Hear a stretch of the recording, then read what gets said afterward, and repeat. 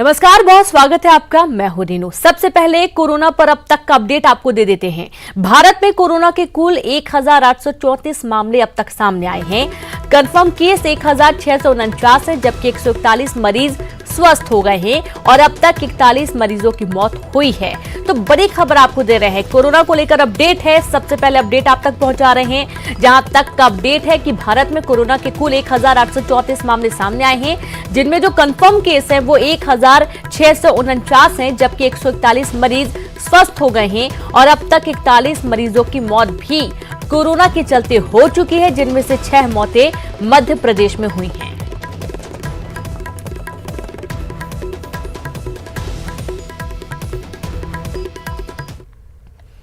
इंदौर से खबर, एक ही परिवार के 12 लोगों में कोरोना।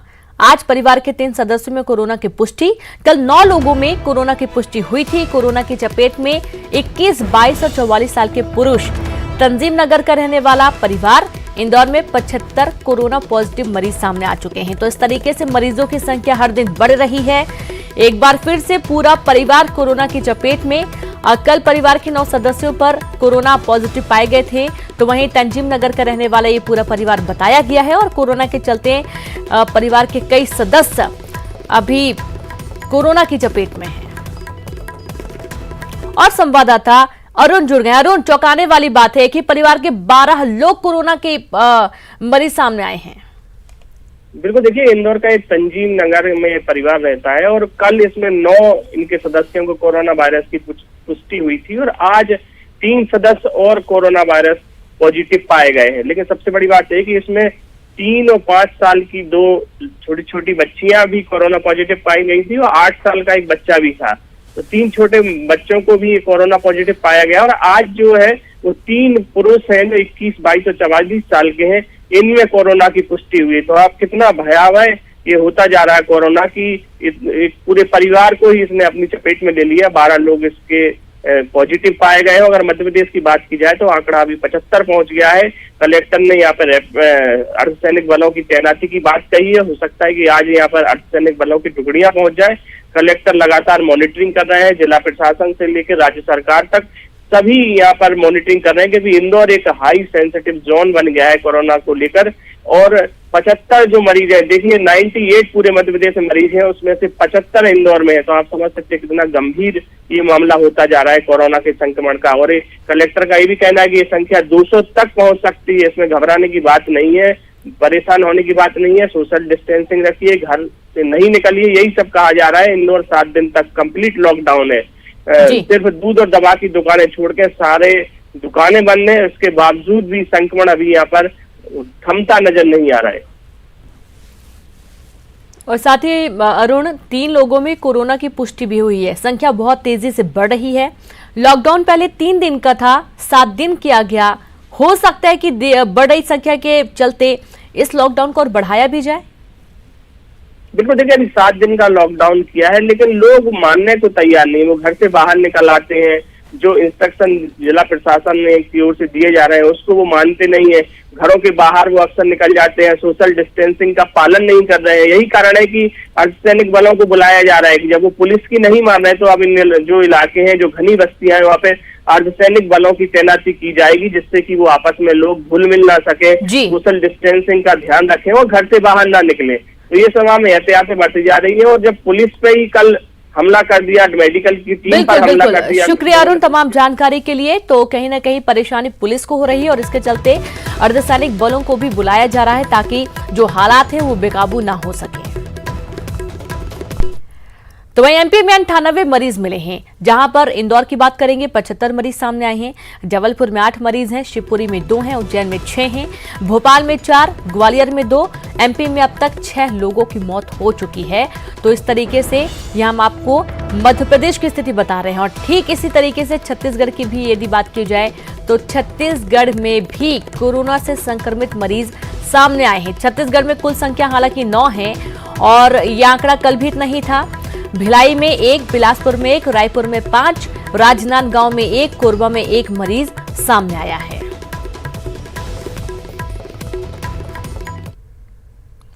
कोरोना पर जानते हैं देश भर का हाल। भारत में कोरोना के कुल 1834 मामले अब तक सामने आए हैं। कंफर्म जो केस है वो 1649 है, जबकि 141 मरीज स्वस्थ हो गए हैं। देश में अब तक 41 मरीजों की मौत हो चुकी है। पिछले 24 घंटे में 437 नए मामलों की पुष्टि हुई है। दिल्ली में जमात में शामिल 93 लोगों में कोरोना की पुष्टि पाई गई है। तो वहीं कोरोना को लेकर स्वास्थ्य मंत्रालय का अहम बयान भी सामने आया। तबलीगी जमात के लोगों के घूमने से मामले बढ़े हैं। दिल्ली में कोरोना वायरस के मामले बढ़कर 152, तमिलनाडु में संक्रमण के मामलों की संख्या बढ़कर 234, महाराष्ट्र में कोरोना वायरस के मरीजों की संख्या 300 के पार पहुंच चुकी है।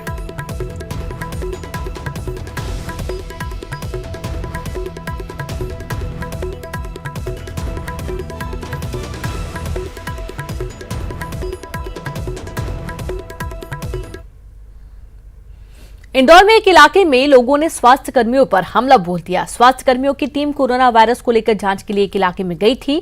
उधर इस घटना पर शहर काजी ने अफसोस जाहिर किया और लोगों से मदद की अपील की है। वहीं दिग्विजय सिंह ने भी घटना की निंदा की।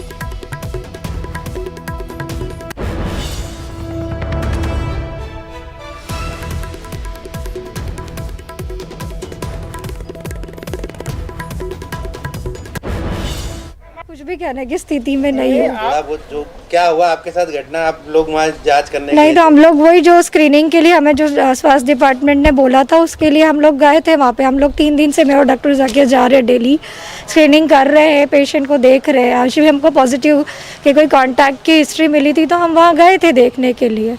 बस उन्होंने आए और हम लोग ने जैसे ही पूछना शुरू किया पत्थर फेंकना शुरू कर दिए दो लोग। आप कितने लोगों की टीम गई थी वहाँ पर? मैं और ये डॉक्टर जाकिया, हम 2 टीम डॉक्टर थे और हमारे साथ ANM और वो थे आशा कार्यकर्ता। साथ में तहसीलदार सर भी थे, वो अच्छा हुआ, और पूरी पुलिस फोर्स भी थी। सो दैट्स व्हाई हम लोग बच के आ गए, अदरवाइज मतलब कोई बात बच नहीं सकते थे। पत्थरबाजी करने लगे। शुरू में अच्छे से हम लोग ने एक की स्क्रीनिंग की, बता रहे थे, आंसर दे रहे थे, फिर अचानक पता नहीं क्या हुआ। कितने लोग थे भीड़ में? जो महिला पुरुष दोनों थे कि? देख नहीं पाए, हम बहुत डर गए थे। पत्थर हमारे पैर पे जोर जोर से पड़ना शुरू हो गए तो हम कार में अचानक सर लेके हमको निकल गए। जैसा कि हम पूरे शहर की मसाजिद से ये ऐलान भी कर रहे हैं कि इस वबा से, इस वायरस से किस तरह से बचा जाए, अपन भी बचें और दूसरों को भी बचाएं।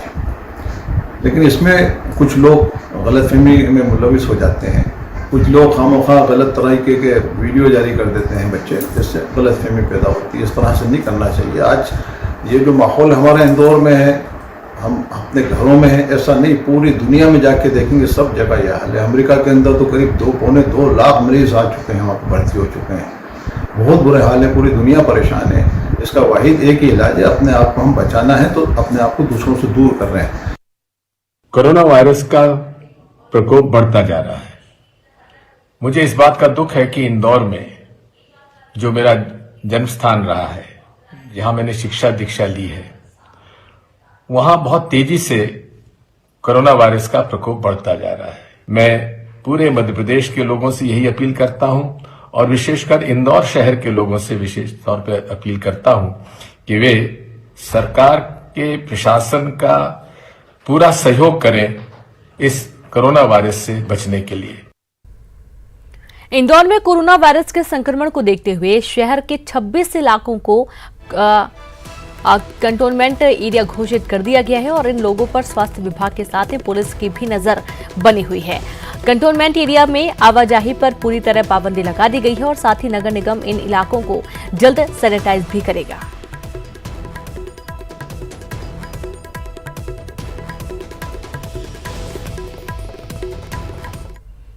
इंदौर में बढ़ते संक्रमण को लेकर 7 दिन का कंप्लीट लॉकडाउन किया गया। ऐसे में प्रशासन ने लोगों को परेशानी से बचाने के लिए घर घर जरूरत का सामान पहुंचाने की व्यवस्था की है। नगर निगम की कचरा गाड़ी राशन का ऑर्डर लेगी और घर घर किराने के सामान के अलावा दूध भी पहुंचाएगी।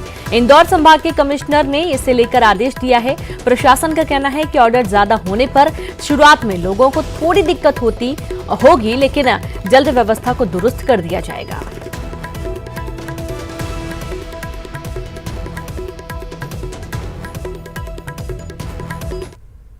ज़रूरी सामान है, किराना के सामान है, दूध है, इन सब की बिल्कुल प्रॉपर होम डिलीवरी हम लोग करने की व्यवस्था बना रहे हैं। उसमें हम ये व्यवस्था बना रहे हैं कि जो कचरा गाड़ियाँ सवेरे कचरा इकट्ठा करने आती हैं, उसके माध्यम से हम आपसे ऑर्डर्स ले लेंगे, जिसमें आप अपने किराना दुकान, किराना के सामान और जो आपकी आवश्यकता रहेगी उसको आप कर सकते हैं, और वो ऑर्डर को हम लोग विदिन 1 और 2 डेज़ उसको हम आपको घर पे डिलीवर कराएंगे।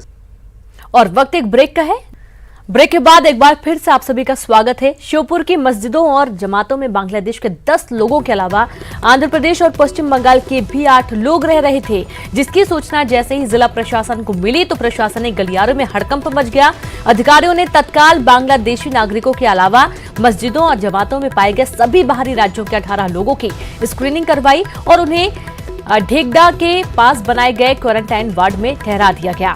बता दें कि मरकज बिल्डिंग में 2000 से ज्यादा लोगों के मिलने की खबर के बाद दूसरे शहरों की तरह श्योपुर जिला प्रशासन ने भी बाहरी लोगों की जानकारी जुटाने का काम शुरू कर दिया है।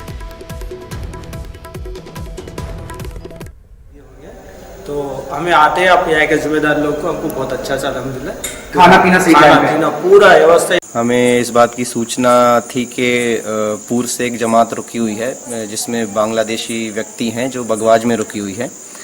उसमें 10 व्यक्ति हैं जिसमें से 5 पुरुष हैं और 5 महिलाएं हैं और एक उनका ट्रांसलेटर है। तो उनसे बातचीत की गई और ये जो टीम थी इसे क्वारंटीन करने के लिए सेफ जगह पर रुकवा दिया है और प्रशासन की निगरानी में है वो। इसी प्रकार से एक आंध्र प्रदेश की भी जमात थी, उसमें भी 10 व्यक्ति थे और 5 पुरुष और 5 महिलाएं उसमें भी थी और एक ट्रांसलेटर था। उन्हें भी इसी प्रकार से क्वारंटाइन कराया गया है। और बुरहानपुर से बड़ी खबर, तबलीगी मरकज में शामिल हुए 2 शख्स की पहचान हुई है। घर में आइसोलेट किया गया, जांच के लिए सैंपल भी भेज दिए गए हैं। तो बुरहानपुर का मामला है जहां पर तबलीगी मरकज में शामिल हुए 2 शख्स की पहचान हो गई है जो कि बुरहानपुर के हैं और इन्हें अब घर में ही आइसोलेट किया गया है। जांच के लिए सैंपल भी भेज दिए गए हैं। रिपोर्ट आने के बाद ही तय हो पाएगा इनको अभी उपचार देना है या आगे किस तरीके से कोई कार्रवाई की बात भी सामने आ रही थी, क्योंकि पहले से ही गाइडलाइंस तय कर दी गई हैं, भीड़ भाड़ वाले इलाकों में ना जाएं, भी इकट्ठा ना हो। उसके बावजूद ये पहुंचे थे तबलीगी मरकज और इसके दौरान यदि ये पॉजिटिव पाए जाते हैं तो इलाज के साथ साथ उचित कार्रवाई भी इनके खिलाफ की जानी है। तो बुरहानपुर से खबर, तबलीगी मरकज में शामिल हुए 2 शख्स की पहचान हुई, घर में आइसोलेट किया गया है, जांच के लिए सैंपल भेज दिए गए हैं। 2 लोग हैं जो कि तबलीगी मरकज में शामिल हुए थे, लाख मना करने के बावजूद बड़ी संख्या में पहुंचे हैं मरकज में। और बुरहानपुर के भी 2 युवक हैं जो कि इस मरकज में शामिल थे और अब इन्हें घर में ही आइसोलेट किया गया है।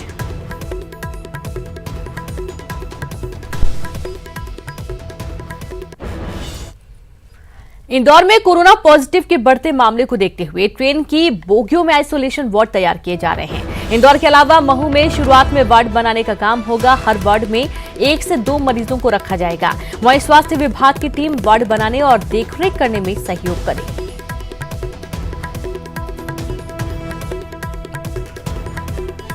तो आप देखिए तस्वीरें, इस तरीके से ट्रेन के अंदर ही वार्ड बनाए जा रहे हैं, क्योंकि ट्रेन में उन्हीं लोगों को जाने दिया जाएगा इस ट्रेन के अंदर जो लोग संक्रमित होंगे और साथ ही जो डॉक्टर्स होंगे, जो नर्सेज होंगे, वो इसमें काम करेंगे। लेकिन तमाम जो एहतियात बरतनी चाहिए उसके चलते आप देख पाएंगे उचित संसाधन यहाँ पर मौजूद हैं। प्रत्येक जो बोगियों के अंदर जो प्रत्येक खाने उनको पैक किया गया है। यदि मरीज यहाँ पर आते हैं तो इनको रखा जाएगा, बहुत ही सुरक्षा बरतते हुए इलाज किया जाएगा। आइसोलेशन वार्ड तैयार किए गए हैं और इसी तरीके से अन्य जगहों पर भी ट्रेन की बोगियों में ही आइसोलेशन वार्ड तैयार किए गए हैं। तमाम सुविधाएं इसमें दी जा रही हैं ताकि मरीजों का जो इलाज है वो एकांत और अलग सभी से हो सके। जो ऐसे लोगों के लिए जो इससे प्रभावित हैं उन लोगों के लिए आइसोलेशन वार्ड भी बनाए हैं और हम लोगों ने अभी आइसोलेशन जो कोचेस का प्लानिंग किया हुआ है कि हमारे जो कोचेस हैं, सामान्य कोच और स्लीपर कोच, उसमें से जो बीच वाली बर्थ हटा के उसको आराम से एक आइसोलेशन वार्ड में कन्वर्ट कर रहे हैं, जिसमें कि जो 2 साइड में शौचालय होते हैं, 4 शौचालय होते हैं, तो उसमें से एक शौचालय को हम लोगों ने बाथरूम में कन्वर्ट किया है। जैसे कि मरीज को लेटरिन भी जाना है और नहाना भी है तो वहाँ आराम से कर सकता है, और साथ में सारी व्यवस्थाएं उसमें हम लोग कर रहे हैं। कोरोना संकट से उबरने में कई डॉक्टर अपना अहम योगदान दे रहे हैं। ग्वालियर के भीतरवार अस्पताल में पोस्टेड डॉक्टर गिरिराज गुप्ता के पिता का निधन हो गया, लेकिन डॉक्टर ने पहले मरीजों का चेकअप किया, फिर पिता के अंतिम संस्कार के लिए घर गए। भीतरवार सरकारी अस्पताल में गिरिराज अकेले चाइल्ड स्पेशलिस्ट हैं। गिरिराज अंतिम संस्कार के बाद वापस अस्पताल आए और मरीजों का चेकअप किया गया। था कि क्या करें, अपने इन मरीजों को छोड़े कि अपने पिताजी की देखभाल करें। छोटे छोटे बच्चे हैं, उनका कहीं कुछ और इलाज संभव नहीं था। CSC भीतरवार में मैं ही एक अकेला चाइल्ड स्पेशलिस्ट हूँ, तो समस्या तो थी। कोरोना संकट के चलते देश मुश्किल हालातों से गुजर रहा है और इन मुश्किल हालातों में कई लोग कोरोना योद्धा बनकर कमजोर और गरीब लोगों की मदद को आगे आए हैं। ऐसे में अन्नदाता कहे जाने वाले किसान भी कैसे पीछे रह सकते हैं। धार के एक छोटे से गांव सिंघाना के एक युवा किसान ने कोरोना संकट के चलते अपने खेत पर उगाई लाखों रुपए की सब्जियां गरीबों को और जरूरतमंदों को निःशुल्क वितरित कर देश सेवा में योगदान दिया है, जिसकी लोग अब सराहना भी कर रहे हैं।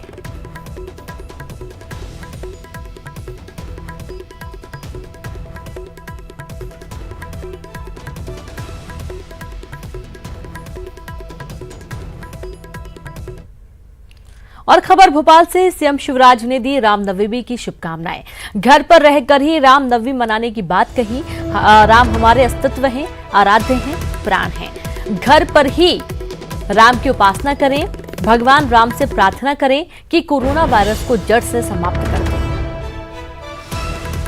भाइयों, बेटे और बेटियों, भगवान राम हमारे अस्तित्व है, आराध्य हैं, प्राण हैं। रामनवमी का त्योहार हम धूमधाम से मनाते रहे, लेकिन इस बार रामनवमी का पावन पर्व अपने घर पर रहकर ही मनाएं। घर पर भगवान राम की, मैया सीता की, लक्ष्मण भैया की, हनुमान जी की उपासना करें और उनसे ये प्रार्थना करें कि कोरोना वायरस के संकट। फेक न्यूज को लेकर गृह मंत्रालय ने लिखा पत्र। सभी राज्यों के मुख्य सचिव को चिट्ठी लिखी गई है। फेक न्यूज को वेरीफाई करने के लिए पोर्टल बनाने के निर्देश दिए गए हैं। कोरोना को लेकर गृह मंत्रालय का फैसला, 7 अप्रैल तक राज्यों से मांगी एक्शन रिपोर्ट। तो फेक न्यूज को लेकर गृह मंत्रालय ने पत्र लिखा है, सभी राज्यों के मुख्य सचिव को लिखी चिट्ठी। और अधिक जानकारी के लिए नेशनल एडिटर शैलेंद्र वांगो जी जुड़ गए। शैलेंद्र जी, फेक न्यूज को लेकर भी गृह मंत्रालय अब अलर्ट हुआ है, चिट्ठी लिखी गई है, इसके चलते पूरी जानकारी दें। देखिए, इस पूरे मामले को लेकर गृह मंत्रालय की तरफ से चिट्ठी लिखी गई है सभी राज्यों को, और फेक न्यूज से निपटने के लिए जिस तरह से सुप्रीम कोर्ट ने निर्देश दिए थे उसका पालन होना चाहिए। और इसका आपको बता दें कि इस पूरे मामले को लेकर केंद्रीय सरकार द्वारा एक पोर्टल तैयार किया गया है, जहां पर रियल टाइम में जो भी फेक न्यूज है उसको वेरीफाई किया जा सकता है। इसी तर्ज पर सभी राज्यों से कहा गया है कि वो भी एक पोर्टल तैयार करें। सभी राज्यों को फेक न्यूज की वेरीफाई करने के लिए वेब पोर्टल बनाने का आदेश दिए गए हैं, जैसे कि केंद्र सरकार ने बनाया है वही, क्योंकि फेक न्यूज को रोकने के लिए लगातार कदम उठाए जा रहे हैं। क्योंकि लगातार ऐसी खबरें आ रही थी कि सामान खत्म हो रहा है, होर्डिंग की जानी चाहिए, जो लॉकडाउन है उसको एक्सटेंड किया जा सकता है। इस तरह की तमाम फेक न्यूज जो है उससे निपटने के लिए न सिर्फ केंद्र बल्कि राज्य सरकारें भी आगे हैं। इस तरह का चिट्ठी लिखा गया है केंद्रीय गृह सचिव की तरफ से, और सभी राज्यों से कहा गया है कि 7 अप्रैल तक उनको अपना इस पर रिपोर्ट देना होगा कि उन्होंने इस पर क्या कार्रवाई की। जी, बहुत बहुत शुक्रिया आपका तमाम जानकारी के लिए। तो कहीं ना कहीं बहुत ही जरूरी कदम भी है, क्योंकि लोग पैनिक हो जाते हैं, काफी डर जाते हैं। कुछ खबरें ऐसी होती हैं जो लोगों को डरा भी देती हैं, और इसकी वजह से फेक न्यूज से लोगों को सख्त बचने की जरूरत है। और सोशल मीडिया पर भी आप फेक न्यूज से बचें और इसे वायरल करने से भी बचें। और इसी के साथ इस बुलेटिन में इतना ही। नमस्कार।